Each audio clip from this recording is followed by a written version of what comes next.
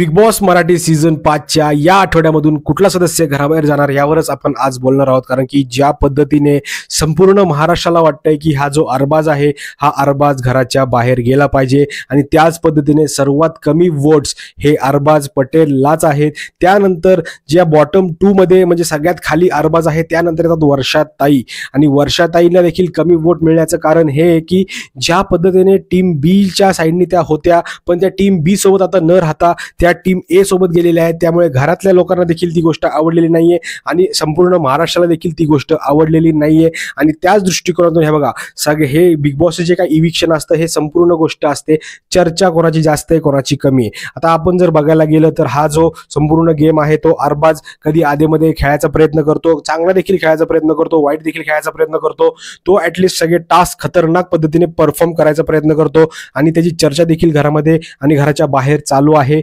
Negative तर negative आणि तेच बिग बॉसच्या मेकर्सला हवं असतं की ज्या प्लेयरची जास्त टीआरपी किंवा जास्त चर्चा होईल त्या सदस्याला आपण ठेवायचं आणि ज्याची चर्चा खूप कमी आहे आणि वोट्स देखील कमी आहेत त्या दृष्टीने त्या सदस्याला बाहेर काढायचं। आणि या आठवड्यामध्ये ती गोष्ट घडणार आहे वर्षाताईंसोबत। वर्षाताई कंटेंट देखील खूप कमी देत आहेत आणि आता हळूहळू संपूर्ण महाराष्ट्राला त्यांच्या विरुद्ध राग देखील निर्माण झालेला आहे आणि त्यांची इमेज देखील आता हळूहळू खराब होत आहे। तर बिग बॉसचे मेकर्स डोकं लावून हे वर्षाताईंनाच काढणार आणि जर असं काहीही नाही नसेल करायचं बिग बॉसला तर या आठवड्यामध्ये संग्राम हा आपल्याला घराच्या बाहेर गेलेले दिसतील। कारण की ज्या पद्धतीने त्यांचा हात फ्रॅक्चर झालेला आहे तो खूपच एकदम ती एक मेडिकल इमर्जन्सी आलेली आहे मित्रांनो। त्यामुळे ते मोस्ट प्रोबेबली या आठवड्यामध्ये आपल्याला हे जे आपले आहेत ना संग्राम भाऊ त्यांना घराच्या बाहेर काढतील, सांगतील मेडिकल रिझन आणि हे जे काही नॉमिनेट झालेले सदस्य आहेत यांना देखील घरात ठेवायचा प्रयत्न होऊ शकतो असं माझं मत आहे। मित्रांनो तुम्हाला काय वाटतंय कुठला सदस्य घराबाहेर गेला पाहिजे नक्की मला कमेंट करून सांगा कारण की तुमचं मत